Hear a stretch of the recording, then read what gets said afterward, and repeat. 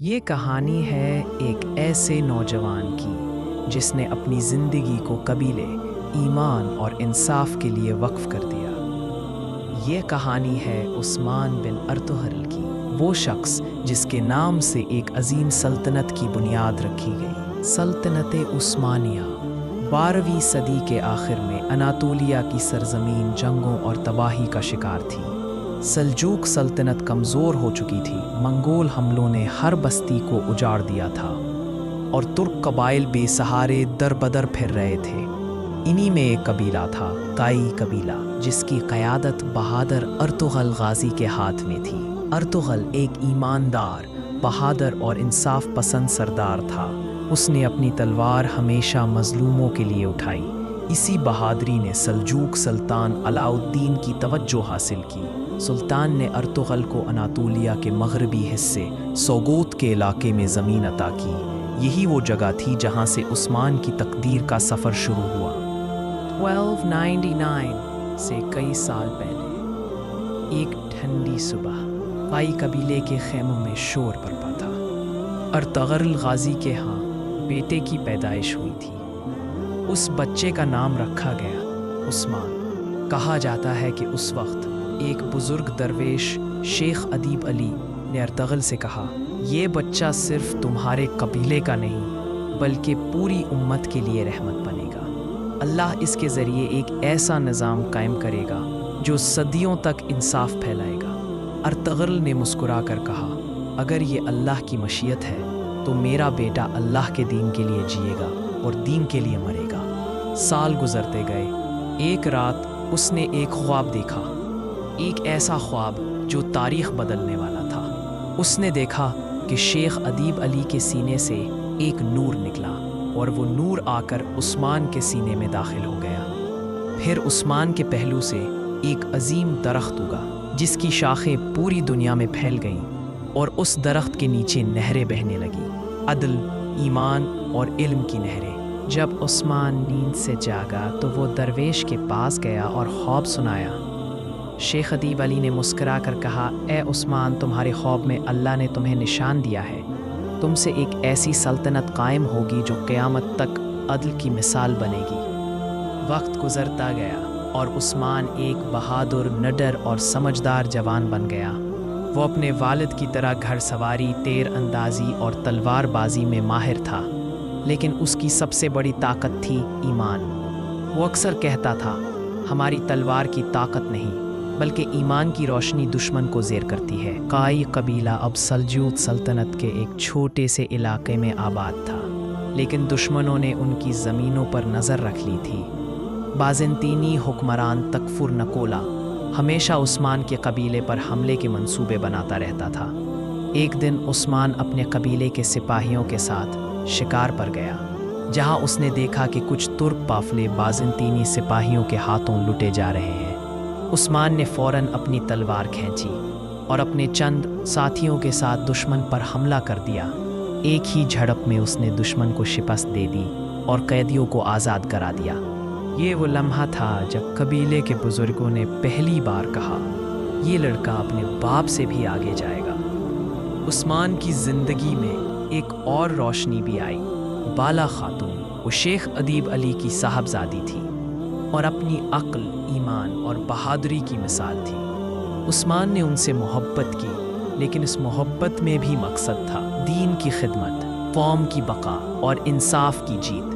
ایک روز بالا خاتون نے عثمان سے کہا، اگر تم حق پر ہو تو راہ آسان نہیں ہوگی، لیکن جو اللہ پر بھروسہ رکھتا ہے اس کے لیے ناممکن بھی ممکن ہو جاتا ہے۔ عثمان نے جواب دیا، میرا ہر قدم اللہ کے نام پر ہے اور میرا ہر وار ظالم کے خلاف۔ بازنطینی حکمران عثمان کی بڑھتی ہوئی طاقت سے خوف زدہ ہو گئے تھے۔ انہوں نے ایک خفیہ اتحاد بنایا تاکہ عثمان کو ختم کر سکے۔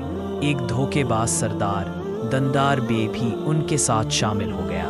وہ عثمان کا چچا تھا، لیکن دل میں حسد بھرا ہوا تھا۔ ایک دن عثمان کے قبیلے پر اچانک حملہ ہوا، خیموں میں آگ لگ گئی، عورتیں اور بچے چیخنے لگے۔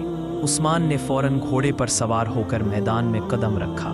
عثمان کی آواز گونجی، سپاہیوں، آج ہم اپنی زمین نہیں، अपने ईमान की हिफाजत कर रहे हैं। अल्लाह अकबर। सिपाही नारे लगाते हुए दुश्मन पर टूट पड़े।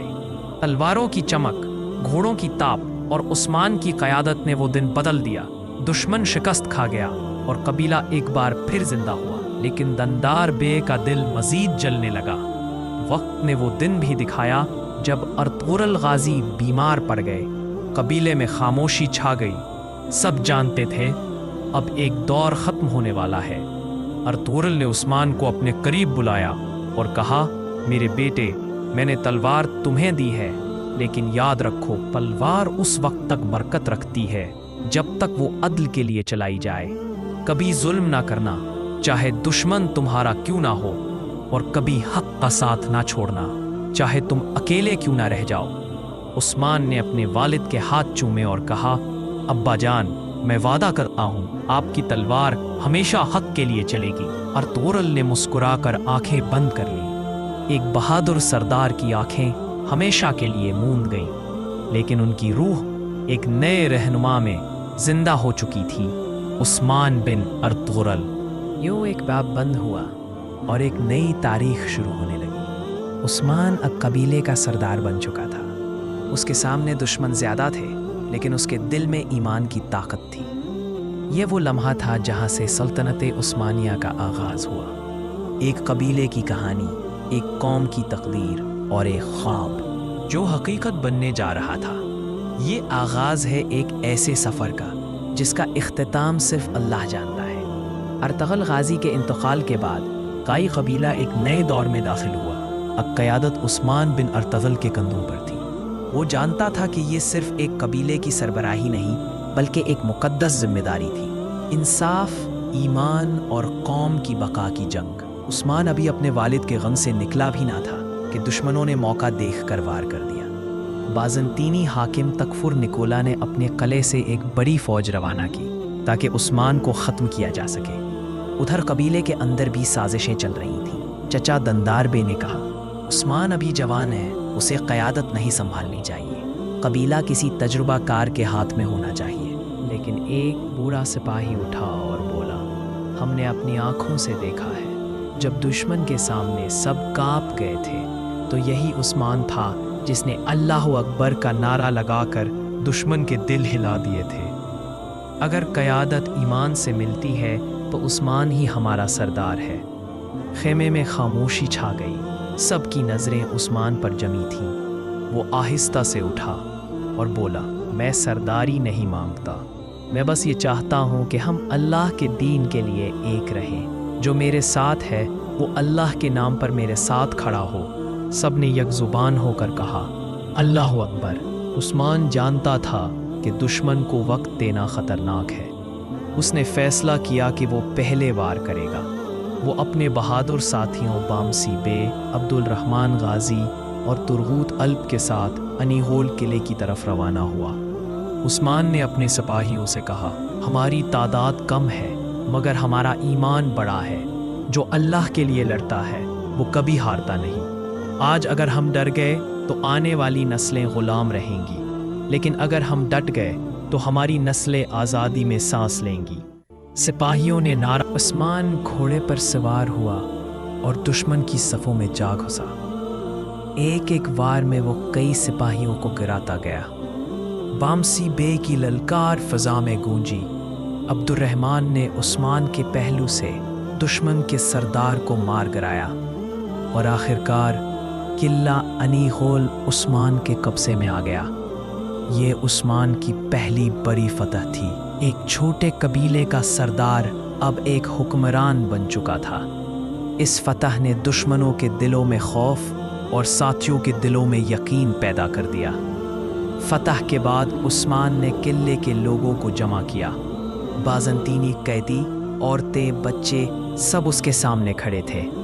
सबको लगा कि अब इंतकाम होगा, लेकिन उस्मान ने उनकी तरफ देखा और कहा, मैं तुम्हें तुम्हारे दीन के साथ आज़ाद करता हूँ, क्योंकि मेरा दीन जुल्म नहीं सिखाता, मेरा दीन अदल और रहम सिखाता है।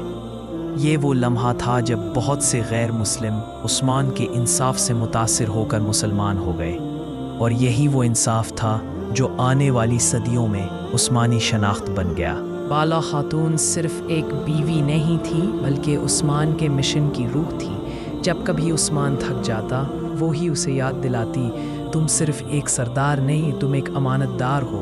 अल्लाह की अमानत तुम्हारे हाथों में है। इन्हीं गोल की फतह ने उस्मान के दुश्मनों को मुत्तहिद कर दिया। बाज़ंतीनी कलाओं के हुक्मरान, मंगोल गवर्नर और अंदरूनी गद्दार सब ने मिलकर एक खुफिया इत्तेहाद बनाया। उनका मकसद था उस्मान को जिंदा नहीं छोड़ना। दंदार बे, जो पहले ही हसद में जल रहा था, उस इत्तेहाद का हिस्सा बन गया। उसने कबीले के कुछ लोगों को बहकाया और कहा कि उस्मान इन सब को जंग में मरवाएगा। एक दिन जब उस्मान काफिले के साथ जा रहा था तो उस पर घात लगाकर हमला किया गया। तीर की बौछार ने कई सिपाहियों को जख्मी कर दिया, लेकिन उस्मान ने तलवार उठाई और नारा लगाया, जिसने मोहम्मद सल्लल्लाहु अलैहि वसल्लम का कलमा पढ़ा है वो पीछे ना हटे। उस्मान ने दुश्मन के सरदार को ज़मीन पर गिरा दिया, लेकिन उसी लम्हे एक तीर आकर उस्मान के कंधे में लगा। वो ज़ख्मी हो गया, मगर ईमान की आग बुझी नहीं। बाला खातून उसके करीब बैठी थी और कबीले के सिपाही बाहर पहरा दे रहे थे। ज़ख्म गहरा था, मगर उस्मान की आंखों में रोशनी थी। उसने आहिस्ता से कहा, अगर मेरा खून इस ज़मीन के इंसाफ के लिए बहा है तो ये मेरे लिए सबसे बड़ी कामयाबी है। बाला खातून की आंखों में आंसू आ गए। अल्लाह तुम्हें सलामत रखे उस्मान, तुम सिर्फ मेरे नहीं पूरी उम्मत के सरदार हो। कुछ दिन बाद उस्मान ने दोबारा अपने रूहानी मुर्शिद शेख अदीब अली से मुलाकात की। बुजुर्ग ने कहा, ए उस्मान, ज़मीन को तलवार से जीता जा सकता है, मगर हुकूमत दिलों से चलती है। तुम्हारे अंदर दो ताकतें हैं, ईमान और अदल। अगर ये दोनों बरकरार रहे तो तुम्हारा नाम क़यामत तक जिंदा रहेगा। उस्मान ने सर झुकाकर कहा, शेख साहिब, मैं वादा करता हूँ मेरी तलवार कभी जुल्म के लिए नहीं चलेगी और मेरा दिल कभी गुरूर से नहीं भरेगा। शेख अदीब अली ने उसके माथे पर हाथ रखा और दुआ दी, अल्लाह तुम्हें वो इज्जत दे जो सिर्फ अपने दोस्तों को देता है। वक्त गुजरता गया। उस्मान ने एक के बाद एक किला फतह किया। उसने बेला जक, काराजा हिसार और येनी शहर को अपनी रियासत में शामिल कर लिया। कबीले अब एक परचम तले जमा होने लगे। सल्जूक सल्तनत जवाल पजीर थी और उस्मान ने एक नई मुमलकत की बुनियाद रखी, जिसका नाम रखा गया उस्मानी बेलक, उस्मान ली बेली। उस्मान, आज से हम गुलाम नहीं, आज़ाद लोग हैं, अल्लाह के कानून के मुहाफिज। सिपाहियों ने नारा लगाया, अल्लाह अकबर। उस्मान ने अपनी हुकूमत की बुनियाद इंसाफ पर रखी। हर जुमे के खुतबे में उसका नाम शामिल किया जाने लगा। ये अलामत थी कि अब वो खुद मुख्तार हुक्मरान बन चुका है। लेकिन उस्मान ने कभी फ़ख्र नहीं किया। वो हमेशा कहता था, ये मेरा नहीं, अल्लाह का निज़ाम है। मैं सिर्फ एक खादिम हूँ जो इस निज़ाम को कायम रखने आया है। यूँ उस्मान की क़यादत ने काई कबीले को सल्तनत में बदल दिया। ईमान, अदल और कुर्बानी की बुनियाद पर एक नया अहद शुरू हुआ। लेकिन ये तो सिर्फ आगाज़ था। अभी दुश्मन मज़ीद ताकतवर होंगे और उस्मान का इम्तिहान अभी बाकी था। जब ईमान मजबूत हो तो दुनिया की कोई ताकत रास्ता नहीं रोक सकती। उस्मान ने ईमान की तलवार उठाई और वो तलवार तारीख़ में सदियों तक गूंजती रही। सालों की जिद्दोजहद के बाद, जंगों, कुर्बानियों और ईमान की आजमाइशों से गुज़रकर उस्मान अब वो नाम बन चुका था जिससे दुश्मन लरसते थे और दोस्त दुआ देते थे। ये वो वक्त था जब काई कबीला सिर्फ एक कबीला नहीं रहा, बल्कि एक कौम बन गया था। एक ऐसी कौम जो अल्लाह के नाम पर जीती थी। उस्मान ने अपनी हुकूमत को वुसअत देने के लिए नए किलों की तरफ तवज्जो दी, यानी शहर और बोरसा के करीब बाज़नतीनी क़ुव्वतें अब भी ताकतवर थीं। उस्मान जानता था, जब तक ये किले फतह नहीं होते, अमन मुमकिन नहीं। एक रात कबीले के बड़े खैमे में उस्मान अपने साथियों के साथ बैठा था। चरागों की रोशनी में उसने एक नक्शा खोला। उस्मान, ये ज़मीनें सिर्फ मिट्टी नहीं हैं, ये हमारे शहीदों का लहू है। इनके ख्वाब हैं जिन्हें हम पूरा करने आए हैं। हम जुल्म के लिए नहीं عدل کے لیے لڑیں گے۔ پورسا ایک مضبوط باستینی قلعہ جس کی دیواریں آسمان کو چھوتی تھیں۔ یہی وہ جگہ تھی جہاں سے عثمان نے سلطنت کی بنیاد ڈالنے کا ارادہ کیا۔ لیکن اس جنگ میں عثمان کے سامنے صرف دشمن نہیں بلکہ وقت بھی ایک چیلنج تھا۔ وہ بوڑھا ہو چکا تھا مگر ایمان اب بھی جوان تھا۔ اس نے اپنے بیٹے اور خان کو بلایا۔ عثمان، بیٹے، میری عمر کا سورج ڈھل رہا ہے مگر میرا خواب ابھی زندہ ہے۔ اگر میں نہ رہوں تو تم اس خواب کو حقیقت بنانا، عدل کو اپنا ہتھیار اور ایمان کو اپنا تاج بنانا۔ اور خان، ابا جان، آپ کا خواب میرا مشن ہوگا۔ میں اس زمین کو انصاف کا گہوارہ بنا کر رہوں گا۔ یہی وہ لمحہ تھا جب سلطنت کی باغیں ایک نئی نسل کے ہاتھ میں منتقل ہونے لگی۔ عثمان نے ہمیشہ کوشش کی کہ اس کی سلطنت میں مسلمان، عیسائی، یہودی سب کو برابری کا حق ملے۔ اس نے حکم دیا، کسی کو اس کے مذہب، نسل یا زبان پر مت ستایا جائے، انصاف سب کے لیے برابر ہے۔ اس کے عدل کی شہرت دور دور تک پھیل گئی۔ باستینی علاقے کے لوگ کہتے تھے، عثمان کا انصاف اس کی تلوار سے زیادہ مضبوط ہے۔ عثمان نے اپنے قبیلے کے اندر ایک منظم نظام بنایا، عدالتیں قائم کی، تعلیم کے مراکز بنائے اور علماء کو عزت دی۔ شیخ ادیب علی اس کے سب سے بڑے مشیر رہے۔ ایک دن عثمان نے ان سے پوچھا، شیخ صاحب، سلطنت کیسے قائم رہتی ہے؟ شیخ ادیب علی نے کہا، جب حکمران اپنے دل سے اللہ کا خوف نہ کھوئے، جب فیصلہ اپنے فائدے کے لیے نہیں حق کے لیے ہو، اور جب تخت سے زیادہ امت کی فکر ہو، تب سلطنت مضبوط ہوتی ہے۔ عثمان نے سر جھکا کر کہا، میں وعدہ کرتا ہوں میری سلطنت میں کسی کے ساتھ ظلم نہیں ہوگا۔ بازنطینی سلطنت نے آخری کوشش کی۔ تکفور نکولا کے جانشین نے ایک بڑی فوج جمع کی اور کائی علاقے پر حملہ کیا۔ بوڑھا عثمان، جو اب زیادہ لڑ نہیں سکتا تھا، اپنے سپاہیوں کے درمیان آیا۔ چہرے پر وقت کے نشانات تھے مگر آنکھوں میں چمک تھی۔ عثمان، میرے سپاہیوں، میں نے اپنی جوانی اللہ کے دین کے لیے قربان کی۔ آج اگر میرا جسم کمزور ہے تو میرا ایمان پہلے سے زیادہ مضبوط ہے۔ تم میرے بازو ہو اور میری تلوار تمہارے ہاتھوں میں ہے۔ آگے بڑھو، اللہ تمہارے ساتھ ہے۔ سپاہی نعرے لگاتے ہوئے دشمن پر ٹوٹ پڑے۔ جنگ سخت تھی، خون بہا، چیخیں سنائی دیں مگر عثمان کے سپاہی نہ رکے۔ آخرکار دشمن پسپا ہوا۔ فتح ایک بار پھر ایمان کے نام رہی۔ 1299 عیسوی کا سال، ایک نیا سورج طلوع ہوا۔ عثمان نے باقاعدہ اعلان کیا کہ اب وہ ایک آزاد ریاست کے حکمران ہیں۔ اس ریاست کا نام رکھا گیا عثمانی سلطنت۔ عثمان، یہ زمین کسی انسان کی ملکیت نہیں، یہ اللہ کی امانت ہے۔ ہم اس کے محافظ ہیں اور جب تک ہم بوڑھے عثمان نے اپنے بیٹے اور خان کو بلا کر فرمایا، بیٹے، یہ تلوار اب تمہاری ہے، اسے کبھی مظلوم کے خلاف مت اٹھانا۔ یاد رکھنا، تخت اور تاج عارضی ہیں مگر انصاف اور ایمان ہمیشہ رہتے ہیں۔ اور خان نے اپنے والد کے ہاتھ چومے اور کہا، میں وعدہ کرتا ہوں یہ تلوار صرف حق کے لیے چلے گی۔ اور اس لمحے تاریخ کے صفحات پر ایک نیا نام لکھا گیا، عثمان غازی۔ عثمان غازی نے اپنی زندگی کا ہر لمحہ اللہ کے دین اور انصاف کے لیے وقف کیا۔